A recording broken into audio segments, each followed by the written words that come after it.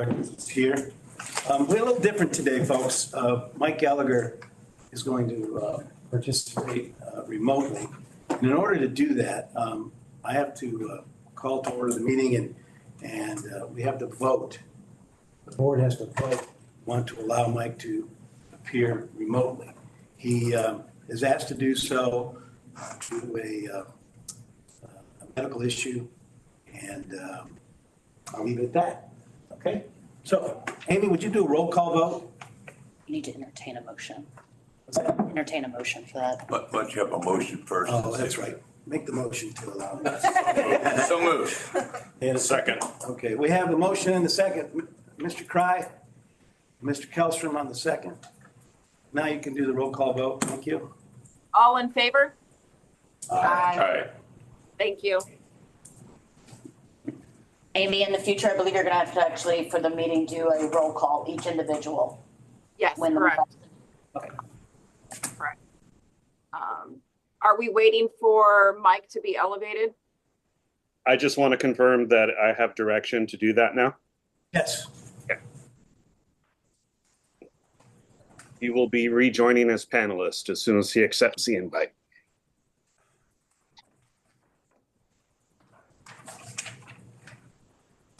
Okay, let's move on to, There are two things that we need to let Mr. Gallagher, Board Member Gallagher know. is he on yet? Yes. Okay. Good morning, Mike.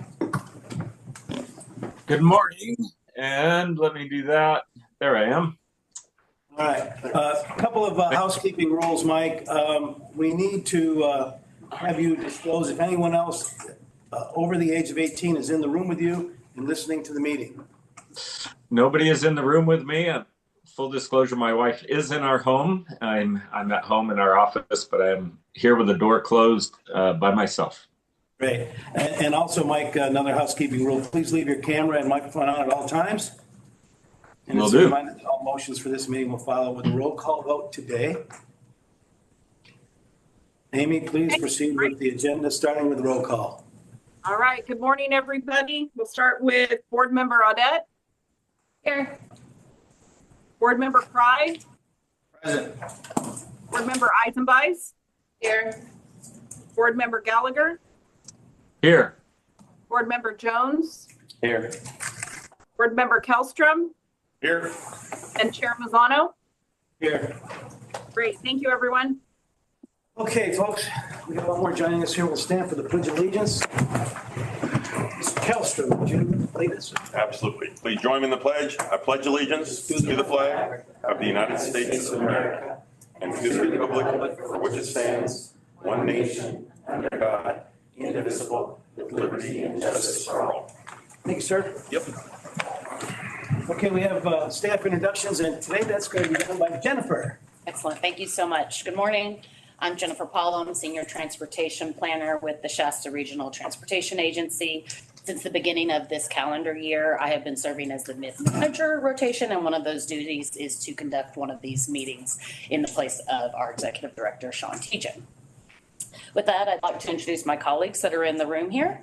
Executive Director Sean Tejan, Legal Counsel John Kenny, Chief Fiscal Officer Jessica Carlson, Senior Transportation Planner Keith Williams, Associate Transportation Planner Mehdi Moanadini, Assistant Planner Laurent Beauregard, and online we have Senior Transportation Planner Michael Cooker and Executive Assistant Amy Lindsay. Thank you. Item number 4, workshops, we have 9. Item number 5, presentations, none. Item number 6 is the public comment period. This time set aside for citizens to address the board on consent agenda items or matters not on the agenda within the jurisdiction of the board. By law, the board cannot discuss or take action on matters not on the agenda, but may schedule an item for a future meeting.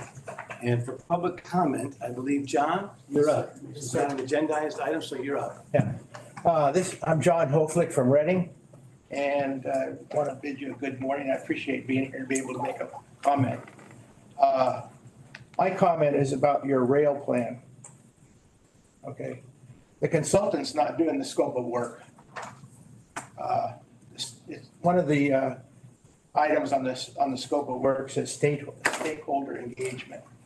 Organize meetings, establish advisory committees, gather input and build support for the project. And according to your website, the plan started in July and is to be completed by spring. Also, it's wrong for the rail plan to be a long-term. The need is immediate. Trains are sold out right now, and they've been that way ever since Amtrak started here in Reading, when they took over from Southern Pacific. Trains are sold out. We're being denied transportation, okay? And there's a conflict with your consultant doing two plans at once. He's not only doing, this same consultant is doing your plan and the BCAG plan, Butte County Association of Governments. I'm just wondering, are you paying this consultant for not doing the work? I mean, if you hired a contractor to build your house, are you gonna pay him the money and he doesn't do the work? He doesn't get out there and do the construction? So just another couple of items. On your scope of work, which is part of your RFP, I'm going by your RFP, okay? And if they're not following the RFP, I think that brings into question your whole bidding process, your RFP process. What it says here is prepare draft report. And it says present to the SRTA Board of Directors at the October 24th meeting, deliverables, working draft report, technical memo summarizing public input and support.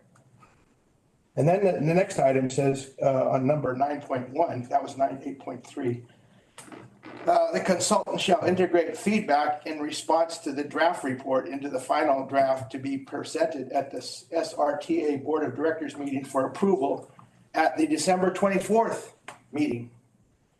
So if all these things are to be followed, where is all these special focus groups and special meetings that are supposed to, where's the advisory group? How is he going to get it done by December? Actually, not next month, at your next meeting, it's supposed to be presented as far as this RFP states. Thank you very much. Can I ask a question? What? Maybe we'll ask a question. Yes. Just real quick, when you say all of them are booked, because I'm looking online, like what specific route are you trying to book that always seems to be not accessible? Yeah, I don't understand. for the rail, like I. Oh, you're talking about what's going on? Yeah. Well, through Reading every day, there are 2 passenger trains going through Reading every day. And they're booked, you said books. Usually they're frequently sold out, Okay. especially between Thanksgiving and Christmas. And if you call, just very shortly before you want to depart, travel, you're good luck. Okay. And, I bring in this up not only with your agency, but with other agencies. And also, it's important that you understand that I understand you want airline service and everything, but here we have a service that we're being denied the service. We're being denied the transportation. When it's sold out, you can't get a ticket. All right, John, thank you. Yeah, thank you. We'll talk. Chair, if you don't mind, Betty has been in communication, could respond to a couple things I think would be appropriate for the board to at least share briefly, but we can always have an item in the future as well. You ready to talk about it, Mayor? First of all, I want to thank you for his comments.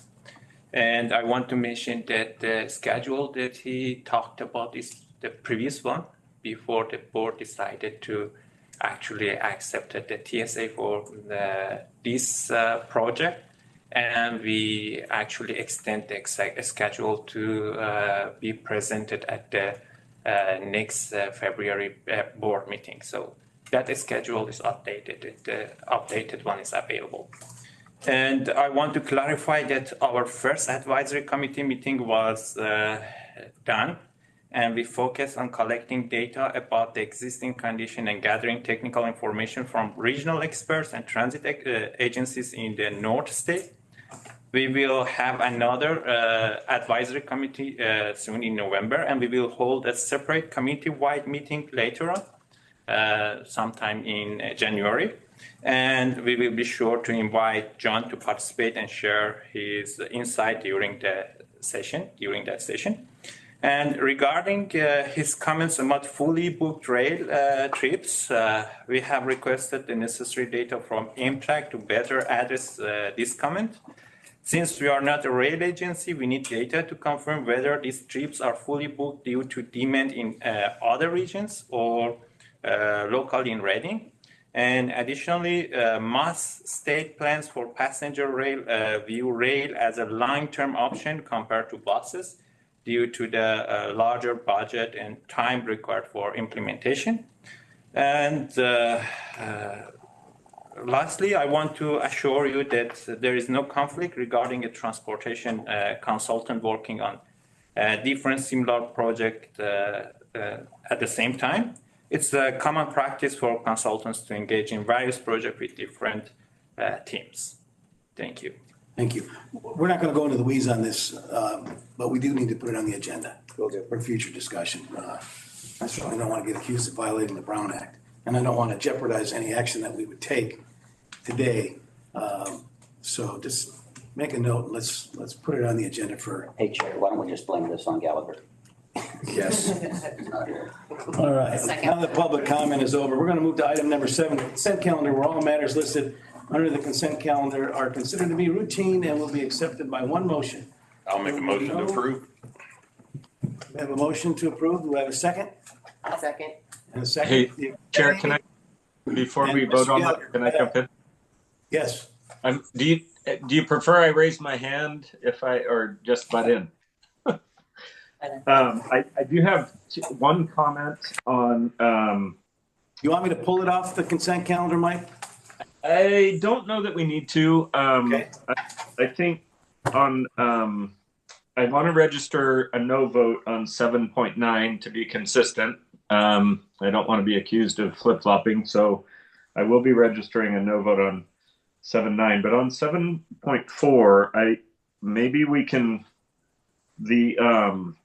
a note on one of the correspondence incoming, the CARB, California Air Resources Board specialist, a notice of preparation of a draft substitute environmental document. They want to change a Senate bill ruling on the greenhouse gas emission targets, and I think we should really be super concerned. It's not new to this board that I'm pretty adamant about this particular topic. So I appreciate all the correspondence, but on that particular item, I do want to make sure that we are keeping this on the forefront, because I don't think CARB should be allowed to just randomly, as they've done, randomly change target points or without going through. And I looked at the list of items that they're actually testing, and they're actually not testing for the things they're dumping on us through the atmosphere. So I see Mr. Tejan would like to comment, so I'll be quiet. No, thank you, Board Member Gallagher. So on that item, we are in communication. I'll actually provide a little bit more of an update during my executive director's report. But I'll just add that one of the things that we have in the state is that state legislation specifically says that the Air Resources Board is to evaluate the greenhouse gas reduction targets for all the MPOs, metropolitan planning organizations in the state every 8 years. We're coming up on that next 8-year cycle. And so this was their initial efforts to start a kind of 2-year engagement process so that they can evaluate whether or not the targets that exist today need any change, or if there may be appropriate changes depending on the conversations. And sometimes SMPOs don't always agree with CARB, and sometimes they will do targets that they set, and even after we have ongoing communication with them. But we are aware of the process, we are engaged, and I will actually talk about a little bit later about actually how we're already pushing back. So I'll talk about that during my director's report. Thank you. Okay. I'm good. Thanks, Chair. Thank you. Amy, let's do a roll call vote on approving the consent calendar. We have a motion and a first and a Excuse me, second. I think that 7.9 should be taken off and voted on separately, because it's going to be a different vote on that one. Okay. 7.4 or 7.9? 7.9. 7.4 is a no action item, really. Yeah. Amy, we're going to remove 7.9 on the recommendation of our attorney, Mr. Kenny. We'll put it on the regular calendar. Make that. Can't he just record his no vote? I don't think so.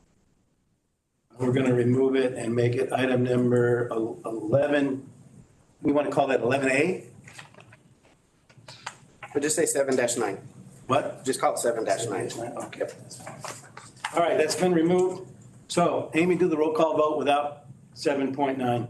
Great. So just for clarification, this will be for the consent calendar, items number 7.1, 7.2, 7.3, 7.4, 7.5, 7.6, 7.7, and 7.8.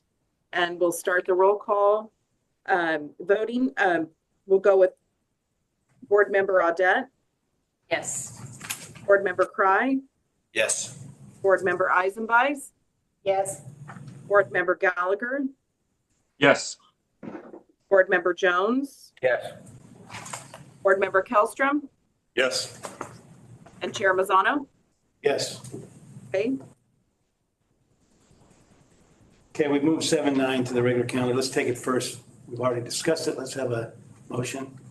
Great. We'll go one more time. Board Member Audette, Yes. The motion. I'll make a Oh, I'm Wait for sorry. Motion. I'll make the motion. I'll second.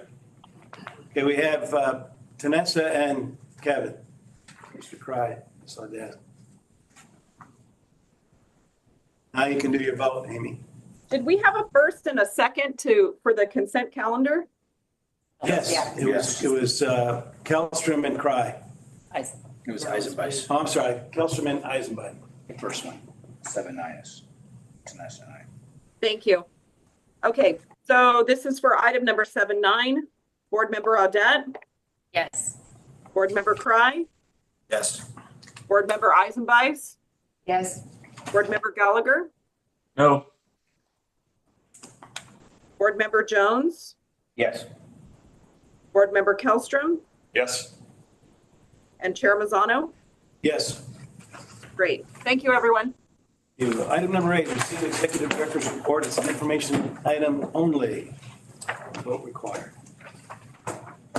Good morning, Board of Directors. This will be my director's report. I have a few items, so just bear with me for a few moments on a few topics. It's been a busy summer for us.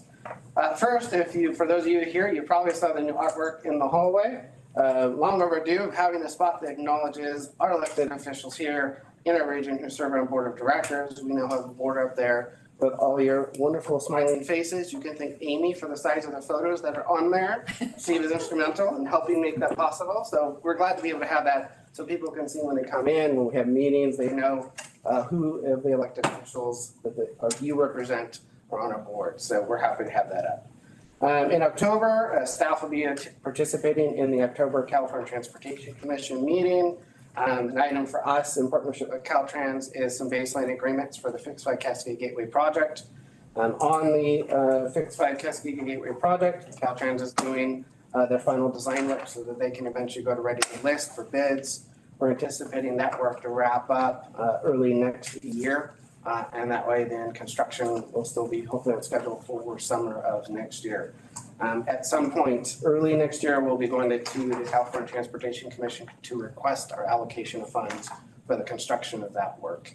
So we're working hand in hand there with Caltrans district staff.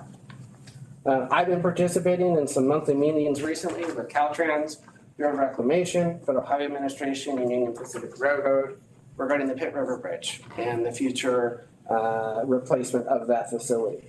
Current efforts right now are focused on early design work, studies, cost benefit analysis, and other early planning efforts, as well as identifying where to allocate the roughly $32 million that Bureau of Rec received recently for some of the early design work. So they're working through the agreements. Those are between the state agencies and federal agencies to make that process happen.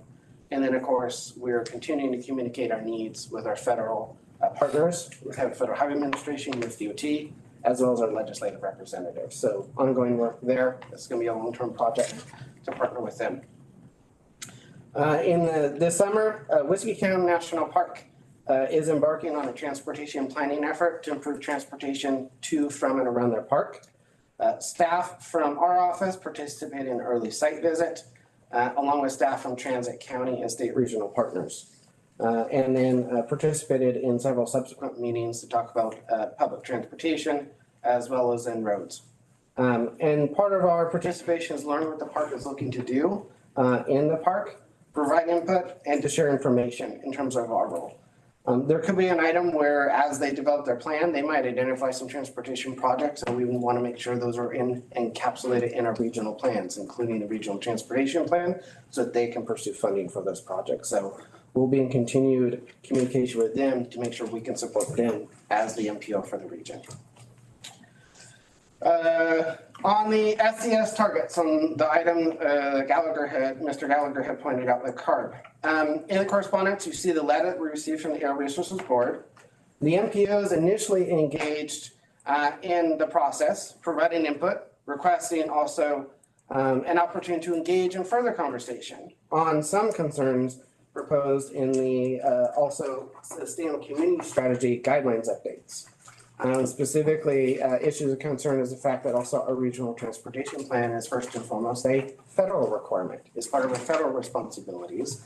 And that is not just to address CARB's focus, which is solely on the greenhouse gas emissions, but to address land use and housing and how that ties to transportation, how transportation projects may influence that, and identify collectively with our cities and counties and Caltrans and other regional partners, how we can improve transportation for all modes, for all peoples, in an appropriate manner that works for our communities in our region. That is a long engagement process, usually at least 2 years. And we have had concerns that essentially CARB is saying, well, because we have this one issue, we think you can't put anything out there, you can't do any public engagement, et cetera. And we'll say, well, we disagree. With that, the effort had not moved forward as desired. So the MPO directors and planning directors have chosen to prepare and submit formal letters requesting essentially a pause to the entire process and to engage in a reasonable process, working with both the Air Resources Board, California State Transportation Association, or agency, with CalSTA, oversees Caltrans, work with Caltrans, and also with California Transportation Commission staff and the Housing and Community Development Department as well in the state, because of all these different topics that play into the SCS side.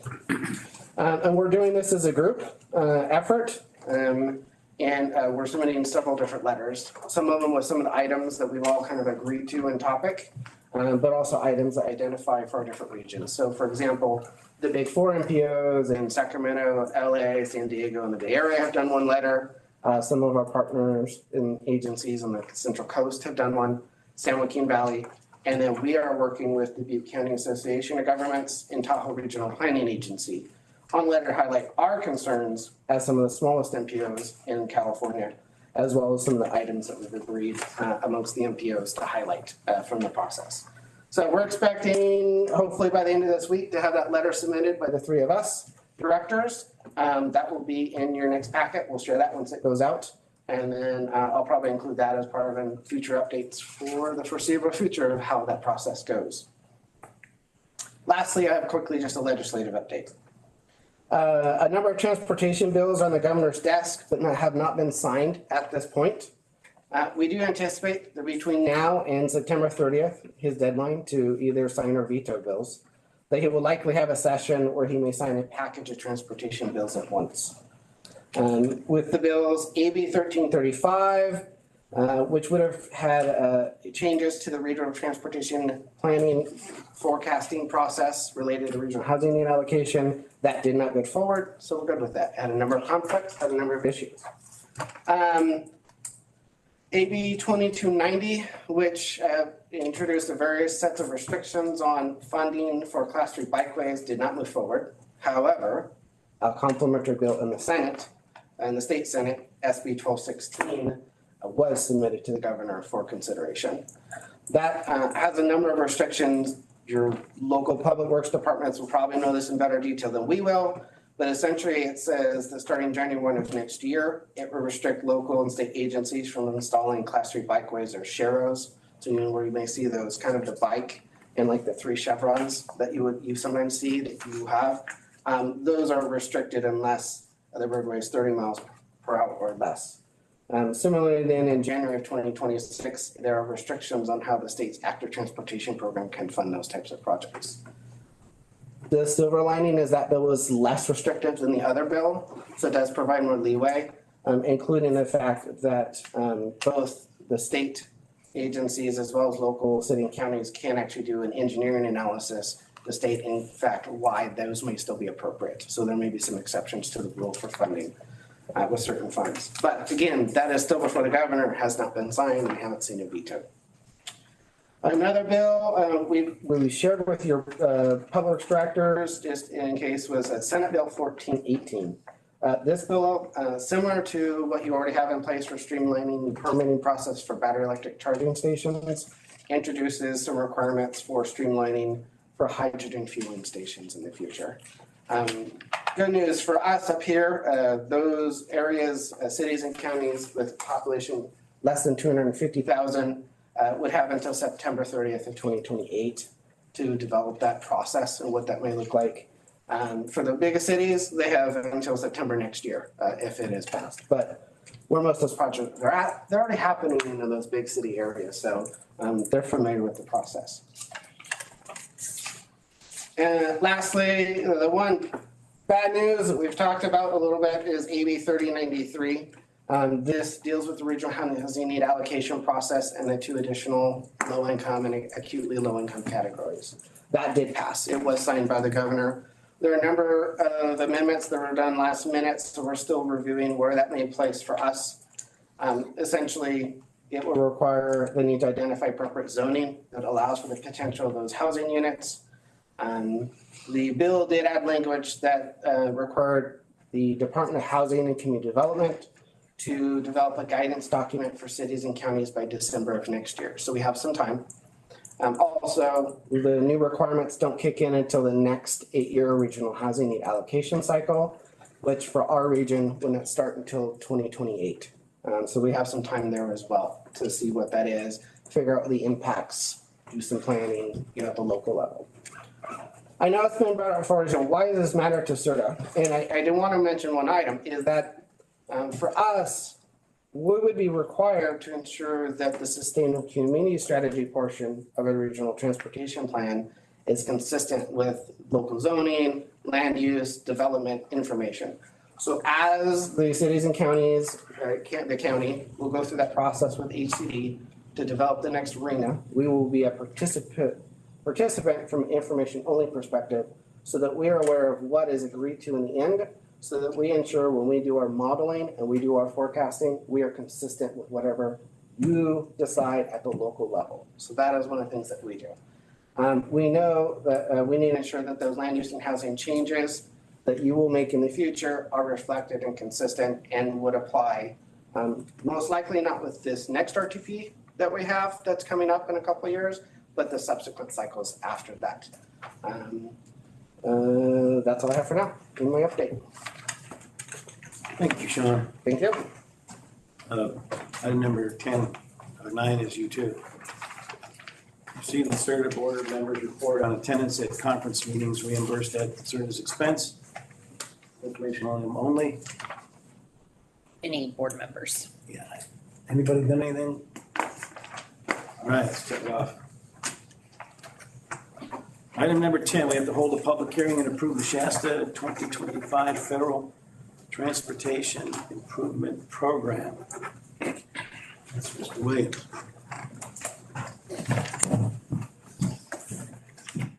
Thank you. Sorry, stroke. Well, good morning, members of the board, partner agencies, and members of the public. This morning, I'll be discussing the Shasta 2025 Federal Transportation Improvement Program, or FTIP, with you. As discussed at the June SRTA board meeting when I presented the draft Shasta 2025 FTIP, the FTIP is a federally required document, provides a 4-year program with the region's transportation improvements that have some federal funding or are considered regionally significant. Ensures the region's projects align with federal funding guidelines and allows SRTA to monitor project funding needs, sources, expenditures, and consistency with anticipated revenue. And as a reminder, most projects comprising the FTIP are selected by local agencies and partners and approved by their governing bodies. However, some projects like the Fix 5 project are decided on by the SRTA board of directors, and that occurs when those specific projects are agendized at our meetings. The FTIP is just the vehicle for programming projects that have been formalized by other entities in the Shasta region. The active FTIP is the 2023 FTIP. The Shasta 2025 FTIP, while not currently active, programs a total of $477 million in funding for federal fiscal years 2024 to 2025 through 2027 to 2028. This includes almost $23 million in local funds, almost $365 million in state funds, and just under $90 million in federal funds. Work on the Shasta 2025 FTIP began early this year before a draft was prepared for this board's review at the board meeting in June. At that time, staff identified significant changes that were to come in the form of upcoming 2023 FTIP programming changes impacting the 2025 FTIP. Financial summaries and performance management sections impacted by those programming changes and other minor edits. Following the June board meeting and Amendment 7 and Administrative Modification 8 to the 2023 FTIP, an updated draft 2025 FTIP was released to the board, partners, and the public. The only comments received following the 30-day public review period from July 30th to August 30th were from Caltrans, who requested additional documentation and programming for the State Highway Operation and Protection Program, also known as SHOP. That documentation was provided and the programming was introduced shortly thereafter to be included in the final 2025 FTIP you received with your board packet for this year. As you might surmise from these frequent updates to the FTIP, it is a living document and product of extensive interagency consultation. What you have reviewed is a snapshot of the programming picture. And SRTA staff work closely with partners to make programming changes in a timely manner so local projects are not delayed. The deadline for local approval of the Shasta 2025 FTIP is September 30th. It's coming up.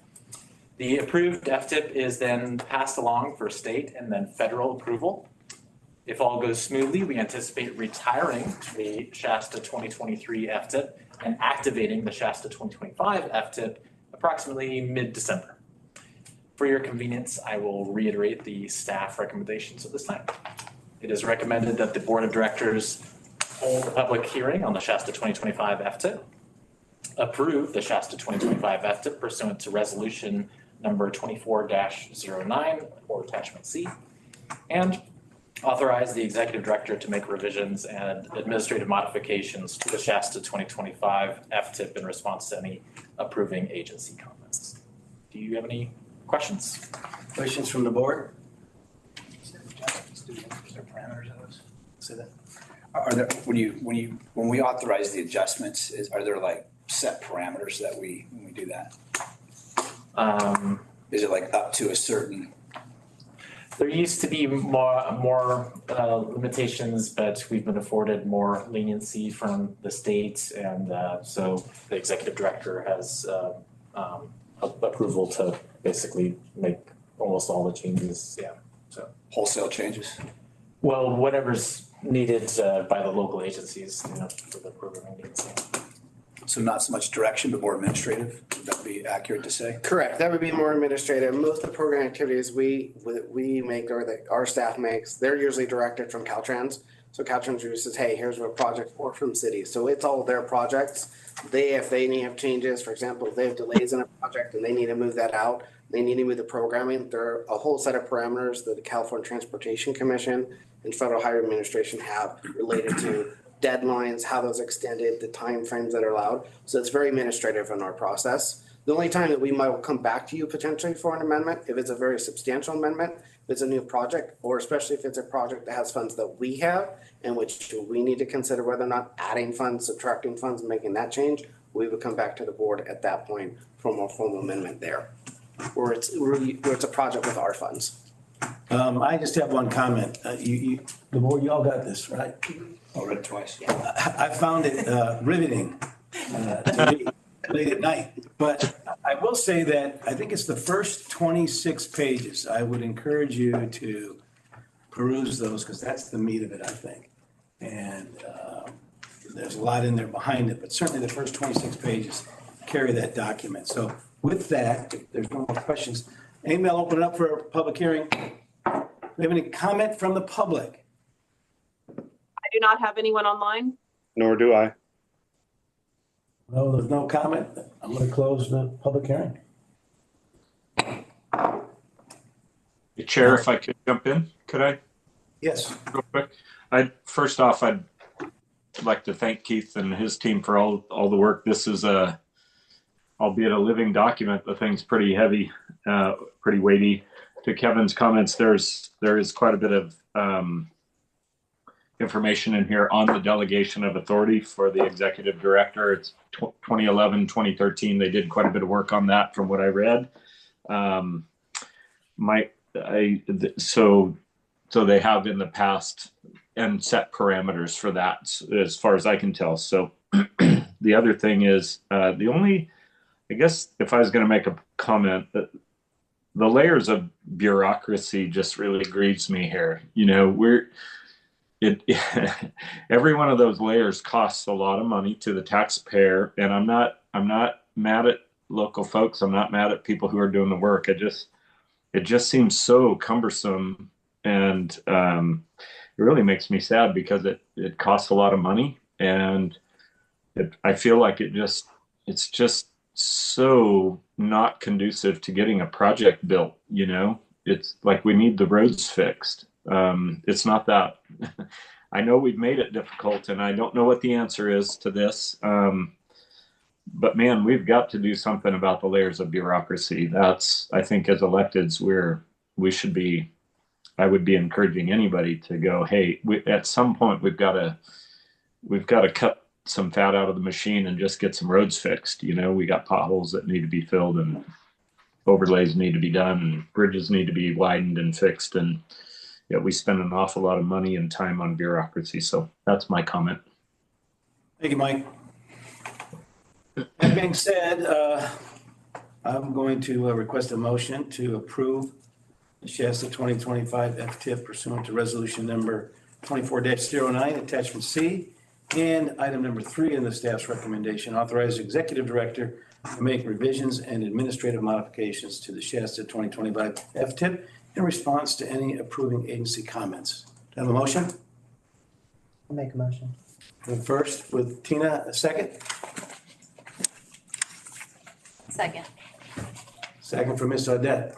Amy, would you please do the roll call vote? Great. Board member on that. That's one more question. I'm just really curious because I sat on a board where years ago they did some. So Sean, just so I understand, because this board turns over, every year, and some remain, some are new. So is there anything that if it comes down from the state that you believe that this board would want to see, like, does that slow it up, or then we would have to have a special meeting if you say, hey, this is something that's just come through, they want us to sign this, I know this board or this county jurisdiction doesn't really want this. I mean, you know what I mean? I'm trying to understand a little bit more of, because I don't understand most of this stuff in terms of the deep history of where that goes. I struggle with this because I know you, so I have faith in you. But I'm just thinking for like future boards as we approve that, what are some checks and balances that we have? Because I hear what Mike or Mr. Gallagher says, but it's more of a statement, but there's no solution to it. My thing is like when we do this, we don't want it. Does that make sense? I think I follow what you're saying. I mean, in terms of if there are a lot of the rules that dictate the program and document are, as Mr. Gallagher highlighted, very legislative. Right?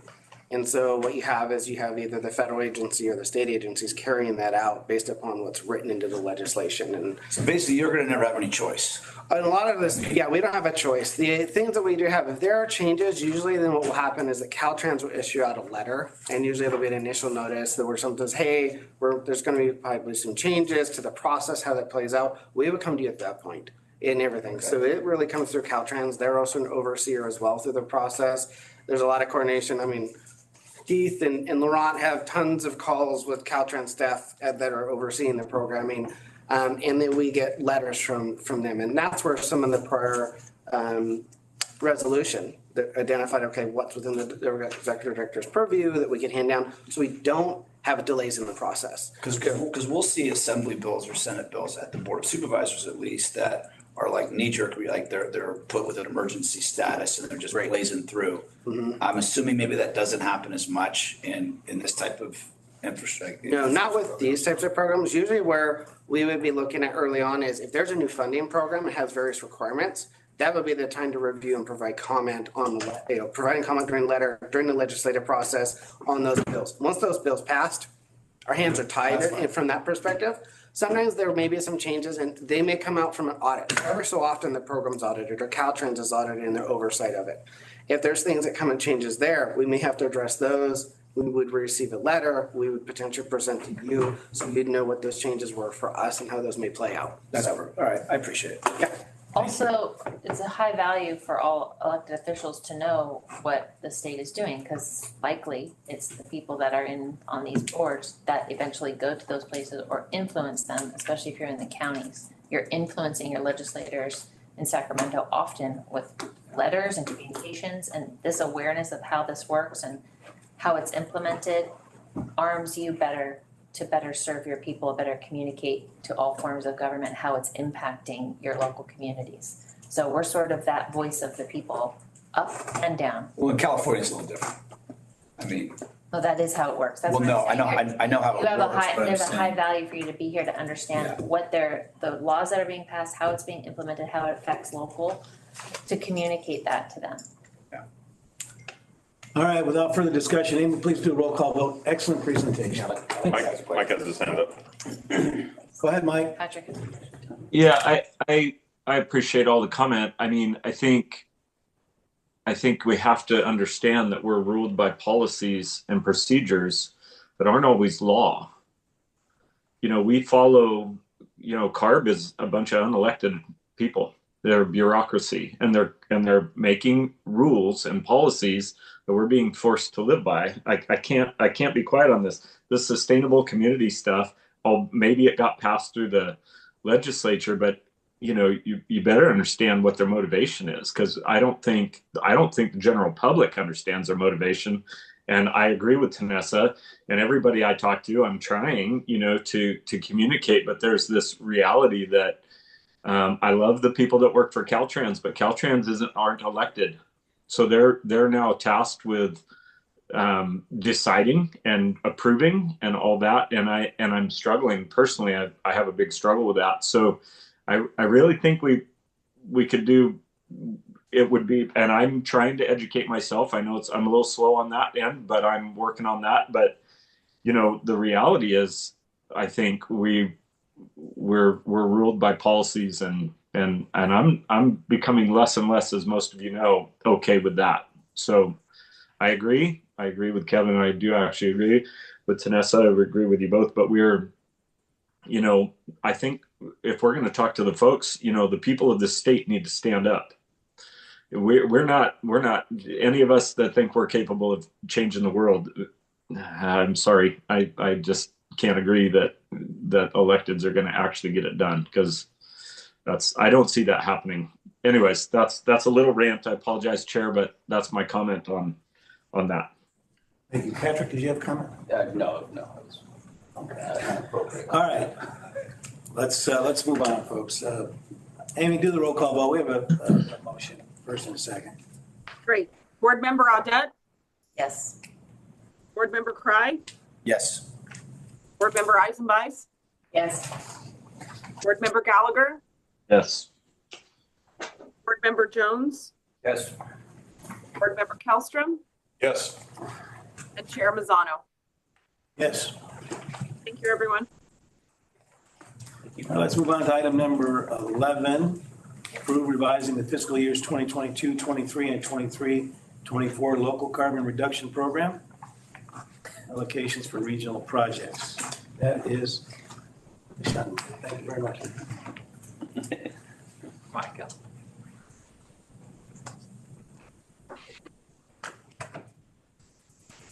Mike, we lost Mr. Gallagher. I'm still here. He's still there. It's just has to do with the screen sharing. Now we can see. We did see it. My camera is on and my mic is on. There you go. Good morning, everyone. I'm here to present item number 11, that is approve revising fiscal years 22-23 local carbon reduction program allocations for regional projects.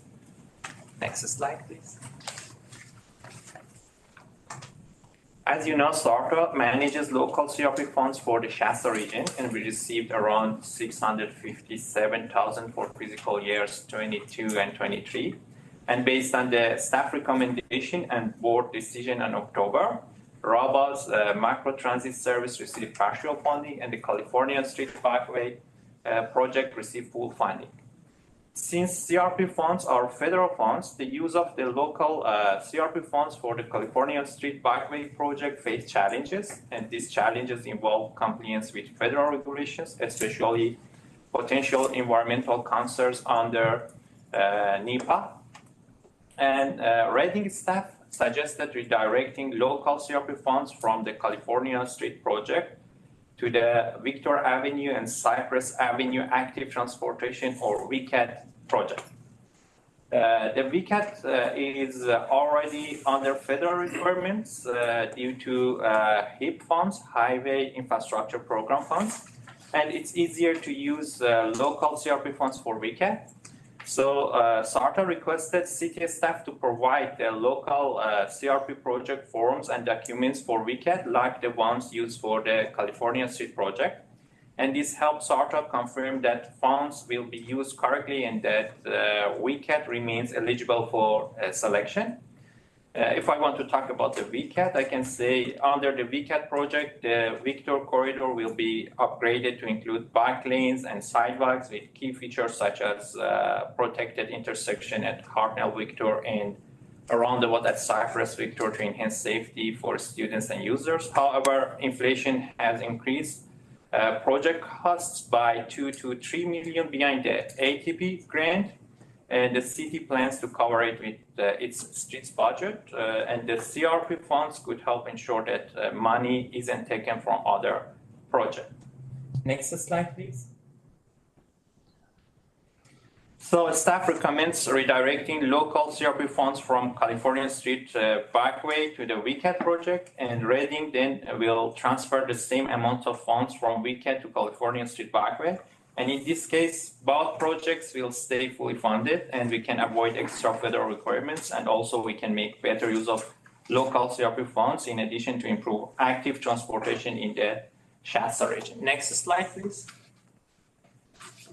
So that's all for this item. Thank you very much, and please let me know if you have any comments or questions. And I want to say that we have Zach from City of Reading here who will help me to answer any of your questions regarding the details of the Bikeway, California Street Bikeway project or VCAT project. Thank you very much. Questions from the board? Well, just a comment. Yeah. Go ahead. Are they taking any driving lanes out to put these bike lanes in? Is there any be vehicle lanes taken out or? Just in comment. Just in comment. Yeah. Yeah, not on Victor or Cypress. How about California? It's already done. It's already done. They were like Street, swapping it. no, we're turning parking into the cycle track. Okay. And we're, that'll go from Yuba Street to Division Street, tying into our downtown to Diesel Horse Bridge. Cycle track. Yeah, Chair, so just a comment on this. I'm not going to support this. This is a failure from the city of Reading. This should have been done a decade ago. We spent a lot of time and money acquiring the right of way to have 2 vehicle lanes in each direction with a turn lane. Now we're changing direction. They didn't get it done. This was a project that was listed fairly high in the ranking with the city of Reading, and it never got done. And I've been driving that road for 40 years, and I can tell you, by putting just a single lane in each direction and a turn lane is what we have today, and it needs another vehicle lane, not another bike lane. We're forcing a bike lane where there needs to be a vehicle lane. And we had already made these decisions 2 decades ago. And now we're entering into this new program where we're trying to force bicycles where there is no bicycles. So we're spending money on something that's not going to be done. It'll look prettier, and the surface of the single lane will be better than it is today. But it should have at least 2 vehicle lanes in one direction or the other. This is a busy area. It connects up, everything from Churn Creek to Hartnell to Cypress to Highway 44. And this is just another failed program, in my opinion. Thank you, Chair. So noted. So can I just make a comment to that? Because this is how I understood it, so you can tell me from based on your comments. So as I understand it, we already got the grant, then this is like a credit to meet that requirement, and we use this for California Street. However, because there's a historic building on California Street, it somehow does not qualify for that funding that we already got for that California Street. So we are going to apply that credit to the Victor plan that has not been built yet, but that qualifies under NEPA because it does not have a historic building on its site. So the California plan's done, that's already done, but it doesn't, this designation to meet this qualification now does not qualify California Street because of those historic buildings. So it's just, we're not putting bike lanes on Victor. That's not the plan. Is Yeah, it? it is. Are we adding lanes? No. What are we doing? So right now it's 2 lanes? We're gonna have 3-lane section. So you have 3 lanes now. No, we have 2 lanes on Victor, No, you don't don't. we? So we'll have a That's 3-lane where I section live. with a center turn lane to assist with the traffic volumes. And they've redone the traffic models to verify growth and everything to make sure that 3 lanes would be adequate for that section of roadway.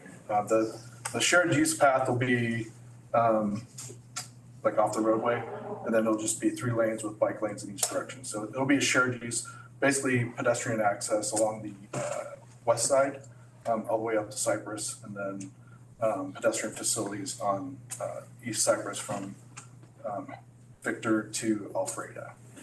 So if I'm understanding you correctly, you're gonna have 2 lanes, a center left turn lane, and another lane going the other way? You said 3 lanes? Yeah, well, 2 travel lanes and then a center turn lane. Oh, okay, I understood that. So right now it's 2 though. That's where I live. So we're adding it to 3. We're expanding it to 3 and bike lanes. But we're adding the 2-way left turn lane. Correct. So which is not we're that bad. adding, it's Yeah. gonna be larger than it is right now. It'll provide for more traffic volumes because you don't have people waiting to turn left, left turns so that helps with. I mean, you have some left turns now. You're just going to be extending that, but it was not designed that way originally when we acquired. We bought, I don't know how many, 5 homes and demolished 5 homes to make room for the right of way. I think the redevelopment agency bought that back a while ago. Oh, yeah. For redevelopment, yeah. Yeah. Is that, when the city's paying for this, how much are we paying? Well, the ATP grant, that, remember, Active Transportation Planning Grant, which is kind of this bike and ped program, is upwards of 7 million. And then this will be an additional 500,000 that'll add to that help pay for, which the project is turning out to be more like 9 million. Is that right, James? And so it will reconfigure the whole road from stem to stern and then allow for the traffic. And then, which what I mean by that is that we're rebuilding Victor. So it'll be a whole new section, which will be a very improved situation. And the roundabout will actually handle more traffic. So we are looking to basically improve the whole section for active transportation users throughout the whole corridor. You said roundabout. Where is that going to be located? Oh, Victor and Cypress. Okay, Mike. But we're not taking away hold on. roadway for bikes. We're adding. Correct. Okay. Mike, go ahead. Yeah, when we talk about carbon reduction dollars, is that carbon or carbon dioxide? The program name is the carbon. So actual physical black carbon as we all know it, or is it the gas that floats around in the air?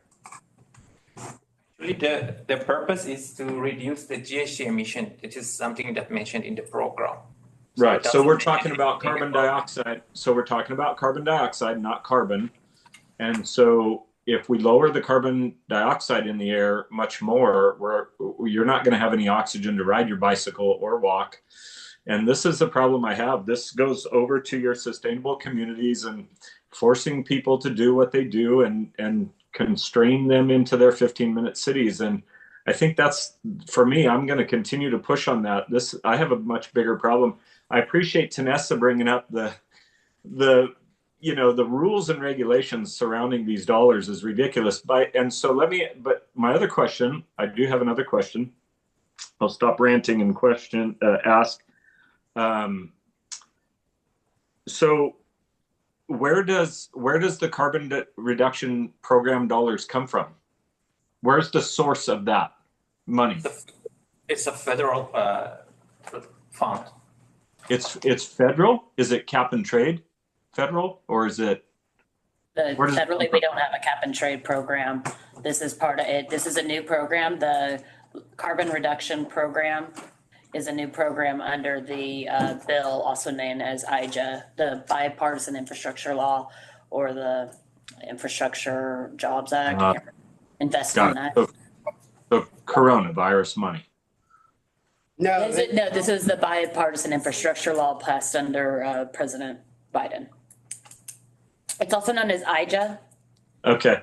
Yeah. So it's a new program, and it's this is a 5-year program, I think. And this is the first 2 years, redirecting the first 2 years. Okay. All right. Well, I think it's really important that we use the proper terminology, and it should be carbon dioxide reduction program, not carbon, because carbon is a solid. Carbon dioxide is a gas. I didn't, barely got out of high school, but I do know that. So I wish we could use proper terminology in our staff reports from here on out and let people know that this is what they're trying to do. And Doug LaMalfa called it on the Senate floor. If we lower to, by the way, this bipartisan bill that got passed, his experts on climate had no idea what the carbon dioxide level was in the atmosphere. They totally hosed it. And we're basing all this stuff on misinformation and wrong information. So we got to wake up. I'm gonna continue to push on this stuff because we're making all these decisions based on greenhouse gas reductions, and it's a lie. It's just a lie, and I'm not gonna stop calling it out. So, thank you. I think it's silly that we have to take this 500 and move it over there so we can take the other 500 and move it over there based on a building in Reading. I think that is the problem with government right there, just for the record. And just another thought, Chair, when they did the highway, and I remember the construction on the overpass at Highway 44, because prior to that we had to cross Highway 44, but it was done with 2 vehicle lanes and a turn lane. And it was expected that would move the way further, and acquisition and right of way was purchased by the city of Reading to accomplish that. This won't accomplish that. Do you know when the breakdown of that was? Well, the overpass came in. That was like 2000. 1980s, and so when was that completed? In the 1980s, yeah. Oh, jeez. It's been a while. What's your thought there, Zach? I see you're. Well, we looked at what ADTs is typically when we consider for lane width. So I'll just say it real quick is, we're in the 6,000 to 9,000 ADT at Victor. A 3-lane section can handle 15,000 to 18,000 ADT with average daily traffic. So we're well below that. Even in our projections out, there's not a lot of new growth on that Victor projected. So we don't see in the next 20-year cycle will even come close to the 15,000 ADT. And so your 3-lane section will be more than adequate. So that basically is the level service C, which is our city's goal. And so we're well within that, in fact, well below that for most of the corridor. The interchange is a little bit wider than that, and that's potentially overbuilt. And we're trying to save money on building roads, and we don't want to overbuild roads. So it's the right sizing of the road, I would say. Okay. And Chair, I would disagree with that. Again, I've driven that road for 40 years, and while the total amount of traffic, he may be correct on the numbers, the traffic bunches up at certain times of the day, and that's where it would flow much better if you had the lanes and traffic models. And I've watched them over the years with the city of Reading. They change. They're constantly making incorrect assumptions on growth and so forth. And so I don't put a lot of weight to some of these projections because they're constantly wrong. Well, I travel that area. I'll disagree with you on that. I travel that area quite regularly, and I don't see the opportunity for much growth out there. It's built. He's not talking about growth, he's talking about certain times of day. It gets- I understand that. We can get that on all our roads at certain times of day. You get that on Cypress at I-5 at 3 o'clock. Didn't you hear the magical words roundabout? Yeah. It's gonna solve all our problems. Right. I'm not even being sarcastic. I love roundabouts. So I'm a big fan of the roundabout. Without further Nobody dies, discussion, I'm going to call for a everything motion keeps to approve staff's recommendations 1, 2, and 3. And I think we've got that already. We have Tina and I'll second. Tanesa's already seconded. So Amy, let's do the roll call vote, please. Great. So we have a first by Tina and a second by Audette. We'll start with the roll call voting. Board Member Audette, Yes. Board Member Cry, Yes. Board Member Eisenbeis, Yes. Board Member Gallagher, Yes. Wimp. Board Member Jones, No. Board Member Kellstrom, I'm also going to say no. and Chair Mazzano. Yes. Great. Thank you, everyone. That motion carries. Item number 12, receive suggestions from board members for relative to potential topics that we have an audience with, if you will. I don't have a potential topic as of yet, but I do have a request to do something bigger than this. We already- I don't even know what. Yeah, sorry, we caught that after printing. We were working on that before the next meeting. I second. Duly noted. Anybody else? Let's see. No more discussion. We are, thank you very much. Hey, Mike, how many of those books have you actually read? How many of those books? A fair share here. Quite a few of those up in there. Awesome.